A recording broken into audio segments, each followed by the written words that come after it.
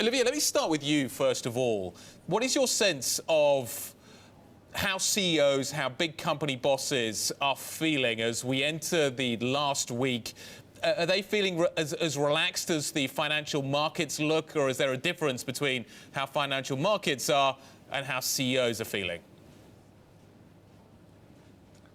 Well, first of all, I guess CEOs, after the result of the first round of the election, have definitely been more relaxed than before that first round. As you know, there was a potential catastrophic scenario to have two populist anti-European candidates at the second round. That did not happen. So we are now in a sort of wait and see period before the second round of the election, with, I would say, a sentiment of cautious optimism on the part of the business community, betting that Macron, even though, as you said, the polls are getting more narrow, is going to win that election. What kind of a honeymoon period do you think that companies and markets will give Mr. Macron were he to win? We've got the parliamentary vote coming up. That's going to be a critical factor in all of this. But how long do you think he's got to kind of figure it all out? Because we haven't heard much, actually, in terms of concrete policy formulation. That's right. That's right. I think the honeymoon period is actually going to be very short. As you mentioned, rightly so, it obviously will depend on the outcome of the parliament election, which is going to determine whether the new president will actually have the means and the power to govern and pass reforms. Once, we have clarity on that, I think the business community will be very impatient to see what they expect, which is a set of structural reforms that the French economy badly needs. Michael, do you share that view? In some ways, winning the Élysée Palace is the easy bit. Getting the French economy to stop underperforming is the more difficult bit. Yeah, no, absolutely, that's true. And we saw it this morning. French GDP data is, for example, lagging Spain quite a bit. On the other side, if you look at sentiment indicators, that's looking a bit better. I think there is at least some hope that he will get the support from Parliament. I think his movement will maybe win more votes than people give it credit for, because it's a new party. And I think on the other side, they will get some support from the established parties, because I think the established parties as a whole don't have an interest for a complete blockage here, right? That would just pave the way for one of the more extremist party in the next election.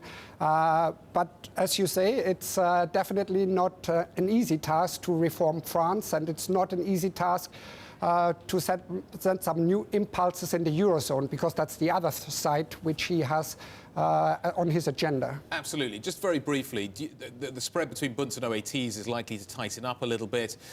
But once we get through, as Olivier was saying, quite a short honeymoon period potentially, do you expect that to start to widen out again as it becomes clear how difficult it is going to be? No, I personally don't think so. We are trading 53 in the 10-year at the moment, and I would not be surprised if we settle around 40. Obviously, it will trade up and down.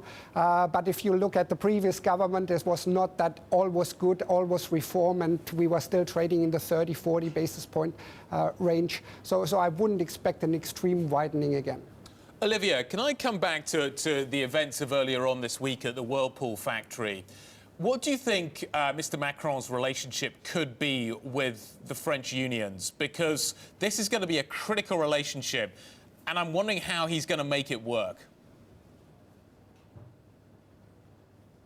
That's a very good question. I think the attitude of the trade unions is going to be critical in the ability of the government to progress on the path of reform.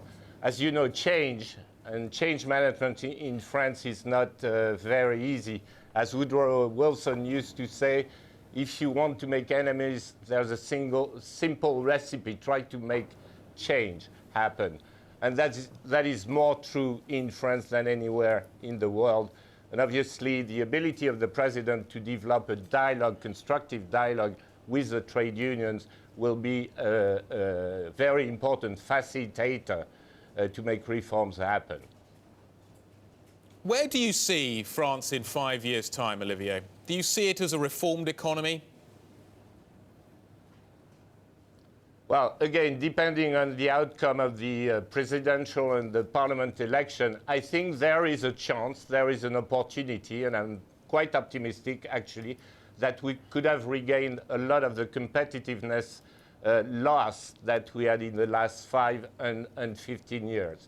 That will depend on a number of things, 3 in particular: the ability of France to reform with high level of ambition its labor market. Second of all, reform aggressively the tax system in France.